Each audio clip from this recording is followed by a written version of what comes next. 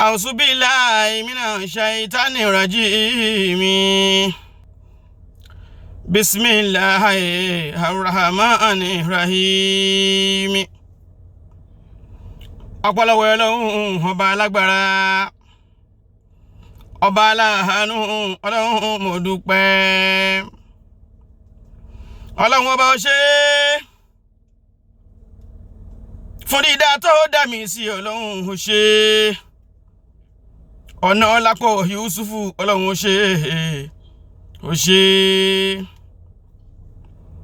bẹ̀rù bá mọ̀nú rò ó di dandan kó mọ̀ pẹ́ dú aláṣoríire mo dúpẹ́ lọ́wọ́ ẹ o mo dúpẹ́ lọ́wọ́ ẹ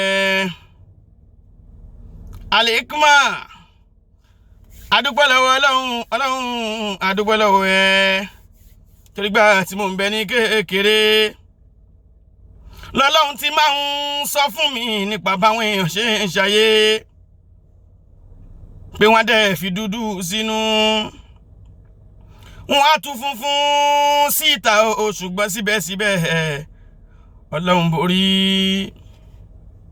Ọlọ́run ó ṣeun Ọlọ́run mo dúpẹ́ lọ́wọ́ ẹ̀ kí mo fẹ́ sọ wa in shakartum lazidannakum wa la in kafartum la azaba la shadid Ọlọ́run bàbàrà kẹ́dà máa dúpẹ́ oore oníbọ̀ bá ti ń dúpẹ́ oore òun Ọlọ́run táàpù oore òun á ṣí fún ọ táàpù ògo tuntun òun á ṣí fún ọ. My viewers, my lovers, tó yẹ pé all the time tí n bá ti ṣe wá sí ilẹ̀ máa ń wà anxious láti gbọ́ kí ni mo tún fẹ́ sọ. Ọba tó ní ayé tó ní ọ̀run, ọba tí ó fi Ànábì Muhammad tó fi ṣe àánú fún gbogbo ayé sallallahu alayhi wa sallam, ọba tó fi Ànábì Isa tó fi ṣe àánú tí wọ́n ń pè ní Jesus Christ tọ́lọ́run fi ṣe àánú fún ayé pátápátá. Ọlọ́run náà kò ní padà lẹ́yìn ẹnì kọ̀ọ̀kan yín. Alibarika tawazalu bi ja ifa inna ja inda Allahi lasimu. Ní tẹ́nítìkà ohun tí mo fẹ́ sọ̀rọ̀ lé lórílẹ̀ ni mo fẹ́ sọ̀rọ̀ nípa the evil of human beings. Àwọn èèyàn wá fẹ́ràn kí wọ́n máa ṣe ìkà. Àmọ́ kò gbọ́dọ̀ jẹ́ ìjọ lójú. Rí nínú Kùránì Ṣèitánì aya kan wà nínú Kùránì isjudu li Adama fasajjadu ila iblisa kana minal jini fafassaku an amri rabbi afatata su'ina wa suriyatu waliya. Aya kan wà nínú Kùránì bẹ́ẹ̀.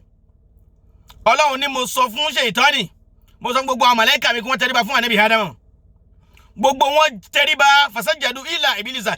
Ṣèitánì nìkan ló kọ̀ ló gbẹ́rù gbọ́n rí pé rárá sẹ́, nítorí kí ni ó sọ fọ́lọ́run pé ojú òun lọ́lọ́run fi dá Ànábì Ádámù bàbá ńlá wa.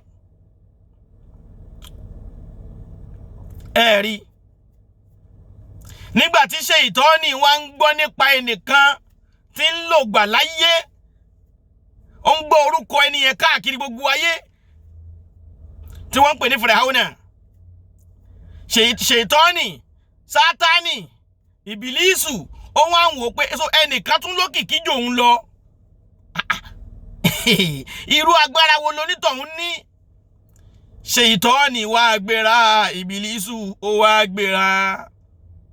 Ìbílísù gbéra Ọlọ́run fẹ́ lọ rèé kí ẹni tí wọ́n ń polongo rẹ̀ pẹ́ ní ibi ni pé ìdí kìlò ní tó fi lókìkí ìjò ń lọ. Ṣèitánì mọ̀ múra lọ rẹ̀ físìtì Fáráò lè. Ńgbà tí Ṣèitánì kanlẹ̀kùn Fáráò ẹ̀mẹ́ta ni Ṣèitánì kanlẹ̀kùn. Fáráò náà tún wá ń bẹ̀rù pé ta ní ń bẹ lẹ́nu ọ̀nà tí ń kanlẹ̀kùn tí ń disturb òun. Ṣèitánì wá ń fún Fáráò léèrè pé olórí burúkú ẹ̀ ìwọ náà tiẹ̀ mọ́ ń bẹ̀rù, ìwọ tó mọ́ ń dẹ́rù bá àwọn èèyàn. Ṣèitánì ṣílẹ̀kùn wọlé fún rẹ̀. Yíò ni ò ṣe dá kéèyàn lálàrí agbọ́n àbí oyin àmì tí ò dá ni anikẹ́ni yẹn múra dáadáa sí àdúrà. ńgbà Ṣètánì ṣílẹ̀kùn fún tó ṣílẹ̀kùn wọlé rí Fáráò ó wá ń bi Fíráúnà léèrè pé ta ló lórí ibú nú àwọn méjèèjì báyìí, ta ló lórí ibú jù nú àwọn méjèèjì. Fáráò wá sọ fún Ṣètánì pé ìwọ tó ṣílẹ̀kùn wọlé ló lórí ibú. Ṣètánì ní rárá, ìwọ ló lórí ibú jù ń lọ. Fíráúnà wá ń sọ pé ta ni wọ, ó ní ọ̀ lè mọ̀ mí, òun lè ṣù. Ọlọ́run dákun, gbogbo ẹni tí èṣù bá jókòó sí ẹ̀mí ẹ̀, Ọlọ́run dákun jẹ́ kó ní tọ̀hún rí ìtúsílẹ̀, bá wa pa èṣù rẹ kúrò lẹ́mí ẹ̀. Ibẹ̀ ni iṣẹ́ ibi ti generate káwọn èèyàn wá máa ṣe ìkà kan máa ṣiṣẹ́ ibi. Ọlọ́run bá ń foríjì Dr. Sikiru Ayinde Barrister. Ọlọ́run gbogbo àyè tí Barrister bá wà lálẹ́ kìyàmá báyìí, Alhaji Dr. Sikiru Ayinde Barrister, Ọlọ́run dákun nínú àánú ẹ̀, ọba tí máa ṣíjú àánú wo ẹni tí ò bá sí láyé mọ́, dákun máa ṣíjú àánú wo Dr. Sikiru Ayinde Barrister.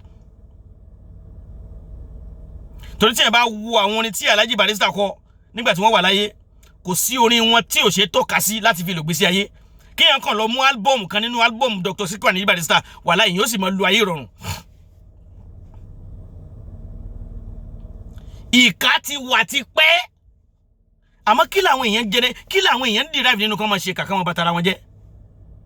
Wọ́n fẹ́ gbé contract fún ọ̀rẹ́ ọlọ́fẹ̀nù bàjẹ́ pé kán máa gbé fún, pé tán máa gbé fún kò ní ṣe déédéé. Ìwọ wá ń kọ́ báyìí, ọ̀rẹ́ fẹ́ jọba oníkó òní jọba, ìwọ náà ò ní jọ̀rẹ̀ ọba. Ògo inú ẹbí yín ẹ̀ ń lépa burú sí, ẹ̀ lè rí mú. Ògo inú ẹbí yín tẹ̀ ń lépa ẹ̀mí ẹ̀yẹn, ẹ̀ lè rí mú, torí májẹ̀mú tí ń bẹ níwájú Ọlọ́run pẹ̀lú ògo inú ẹbí yín ni pé àfi tó bá jẹ́ nǹkan láyé. Ọ̀pọ̀lọpọ̀ yín tẹ́ tún wá ń lépa ògo inú ẹbí yín, òun náà ni ó padà wá bọ́ yín nígbẹ̀yìn ayé yín. Ògo inú ẹbí yín tẹ́ wá tún wá ń lépa òun, as a matter of fact, ìyín tí ò ní jẹ́ kẹ́lòmíì nínú ẹbí yín lu ẹ̀mí gúngùn, òun náà ni ògo inú ẹbí yín tẹ́ ń lépa ẹ̀. Ó di ọjọ́ tẹ́ bá stop tẹ́ ẹ̀ lépa ẹ̀ mọ́, let to ní peace of mind. Ó pọ̀ kárí ayé bẹ́ẹ̀. Ògo inú ẹbí wọn yẹn ni tágẹ́ẹ̀tì wọn. Ẹni tí inú ẹ̀ dáa jù nínú ẹbí wọn yẹn náà ni wọ́n fẹ́ ré balẹ̀. Àmọ́ jẹ́ ẹ̀mú Ọlọ́run kò ní yí padà. Torógo inú ẹbí yín, ẹni àmì òróró anointing child nínú ẹbí yín tẹ̀ ń lépa ẹ̀yẹn, òun gan ni ó fa okùnfà àkúfà nínú ẹbí yín àfi tán bá stop. Torí ẹni tọ́lọ́run bá dá, one with God is majority. Ẹni tí Ọlọ́run bá ń ṣe tiẹ̀, gbogbo ayé bá péjọ tí wọ́n ń dìtẹ̀ mọ́, wàláhì ayé ń wá wàhálà ni. Ọlọ́run lè torí ẹnìkan ṣoṣo kó pa odidi ìlú run. Ọlọ́run lè torí ẹnìkan ṣoṣo kó dá odidi ìlú ní ọlá. So ògo inú ẹbí yín tẹ̀ ń lépa, gbogbo ìlú yòówù kó ti wá, ògo inú ẹbí yín, ìwọ náà ni mo ń bá wí, ìwọ náà lògo inú ẹbí yín tí wọ́n ń lépa. So lílépa rẹ tí wọ́n ń lépa rẹ yẹn, òun náà ni ó fà kí gbogbo àwọn èèyàn máa kú nínú ẹbí wọn, nínú ẹbí yín, àfi tó bá stop tán lépa rẹ mọ́.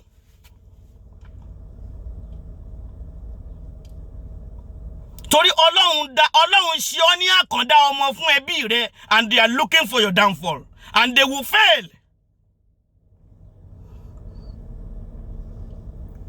Torí aya Kurani, ó ní wasawa halihim ansartahum amalamu tunsiru la yu'minuna innama tunziru man taba sakra wa ashir rahman bil ghaibi fabashiru bimaghfiratin wa ajrin karim inna nana nuyil mauta wa naktubu ma qadamu wa asharahum wa kullu shay'in asayna fi imamin mubin. Ọlọ́run parí ọ̀rọ̀ sínú suratu Yasin.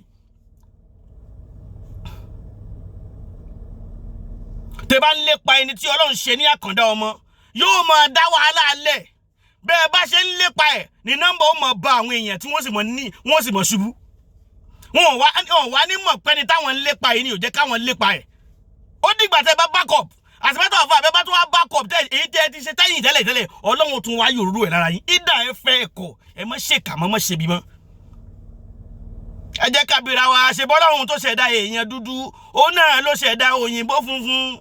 òyìnbó ń lọ́gbọ́n ẹ̀ wọ́n fi ń ṣe pléènì wọ́n fi ń ṣe instrument àwa náà ní ti ìwà inú níbí ní ò jẹ́ ọmọ tí yín lówó ẹ̀ ń pẹ̀ gan ọmọ yín kọ́lé alájà 6 ìwọ láláì kó alájà 1 àbọ̀ ó ń porí ọmọ náà láì dá ọlọ́run tó dára bí eléwé ló dára bí aláṣọ ìyẹn ti sá tẹ́lẹ̀ kò mọ̀ sí correction níṣẹ́ Elédùmarè mi lọ́jọ́ tó ti dámú tu mu wá kálukú pẹ̀lú kádàrá ẹni ẹ wo olúwa Nàìjíríà àwọn tí wọ́n ń ṣe bí àwọn láyé ń celebrate àwọn onínúure ayé ò mọ̀ wọ́n jẹ́ nǹkan kan àwọn èèyàn ti wọnú ẹgbẹ́ ìmùlẹ̀ burúkú nítorí pé wọ́n fẹ́ jẹ́ èèyàn láyé àwọn èèyàn ń fi agbára ayé ṣiṣẹ́ àfáà ṣiṣẹ́ wòlíì ṣiṣẹ́ pásítọ̀ kọ́ mú àwọn ọmọlọ́mọ kí wọ́n bá wọn sùn ẹ̀wọ̀n tí ẹnìkan sọ nípa TB Joshua a lot of fake prophets kọ́ bá wọn ọmọ kékèké sùn kọ́ disfájì wọn kọ́ fi wọn fi wọn ṣe oṣólẹ̀ kọ́ wọn fi wọn ṣe ògùn burúkú kí ló dé nítorí ayé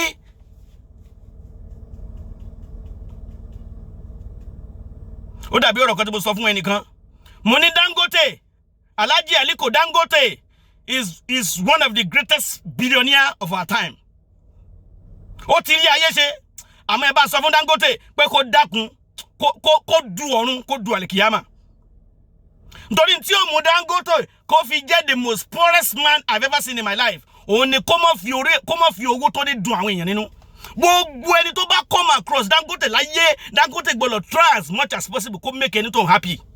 Torí Ọlọ́run ti gbé owó Ọlọ́run ti gbé tí ó fi lu àlìkìyámà ẹ̀ fún látàyé ó wá kù sí Dangote lọ́wọ́ ẹ bá ń sọ fún Dangote bẹ́ẹ̀ Aliko Dangote Alhaji Aliko Dangote God has favored you in your life and if you want to do the same favor to Almighty Allah you must make sure you make every human being that comes your way and make them happy. That is the only thing that will not make you to be the most poorest man on earth.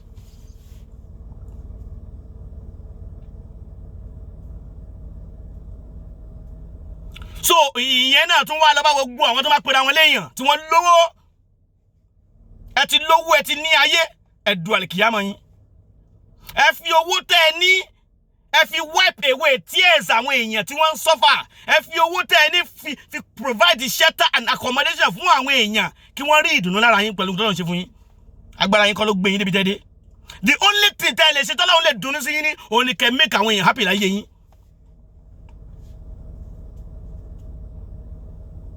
Ó dàbí orin kan tí mo kọ ńjọ́ kan mo fi sọ̀rọ̀ àánú Ọlọ́run pọ̀ lórí mi àánú Ọlọ́run pọ̀ lórí mi uncountable lórí tọ́lọ́run bá ṣe àánú Ọlọ́run pọ̀ lórí mi àánú Ọlọ́run pọ̀ púpọ̀ lórí mi uncountable lórí Ọlọ́run mélòó wá mo fẹ́ kà gan nínú yín àdìpẹ́lẹ̀ kí ni dúpẹ́ fún ibi orí bá máa dé láyé akúkú dé ibẹ̀ bó bá yá orí tó gbé bàárí síta débi tó dẹ̀ẹ́dẹ́ kó tó kú ló gbé máìkà dénú ká débi rẹ̀ mo ṣe bórí ta wá ń sọ ló ṣe tolúwa fẹ́mi $10 orí náà ló ṣe ta Alhaji Aliko Dangote ní Nàìjíríà kárí ayé ńgbà wọn bẹ́ẹ̀ kékeré wọn mọ̀ pé lọ́wọ́ gbà wọn débi táwọn dé ẹ bá ń sọ fún Aliko Dangote ẹ bá ń sọ fún Mike $10 ẹ bá ń sọ fún Fẹ́mi $10 ẹ bá ń sọ fún gbogbo wọn bẹ́ẹ̀ tí wọ́n lówó lọ́wọ́ pé kí wọ́n fowó wọn kí wọ́n fi ṣe oore ẹ fi ṣoore fáwọn èèyàn ẹ má jẹ́ kó jẹ́ nú fámì ẹbí yín nìkan làwọn èèyàn mọ̀ gbádùn yín ẹ náwó síta kí Ọlọ́run lè máa yọ́nú sí yín tẹ́ ẹ bá sí mọ́ káwọn ọmọ yín gan lè ráyé ṣe. Mike Adenuga Fẹ́mi $10 Alhaji Aliko Dangote Ọlọ́run God has been so good and merciful to you but what would you use what would you use to compensate, to pay Allah back to what he has done for you in your life? Make people happy. Wipe away the tears of people around you. Provide food, shelter, accommodation to people that needed it most. Kódà ẹ bá rí èmi Yusuf náà fún mi lówó gidi. Confirm. Bẹ́ẹ̀ bá sì mọ̀ mi ẹ gba number mi. Kẹ́ fún mi lówó, kẹ́ fẹ́ mi náà lówó gidi. Torí èmi náà mo ṣàdúrà fún yín náà ni. Ọmọ kékeré ó lè jó òun ni ó ṣàdúrà fún yàn tí gbogbo tí yàn ń fẹ́ níwájú Ọlọ́run ó sì bọ́ sí. Kò sí ẹni tó Ọlọ́run lè lò. It is very easy for a madman on the street kí Ọlọ́run lò fún odidi ìlú. Subhana rabbika rabbil izzati amma yasifun wa salamun ala al mursalin wa la alhamdulillahi rabbil alamin. Can I hear somebody shout hallelujah? Hallelujah.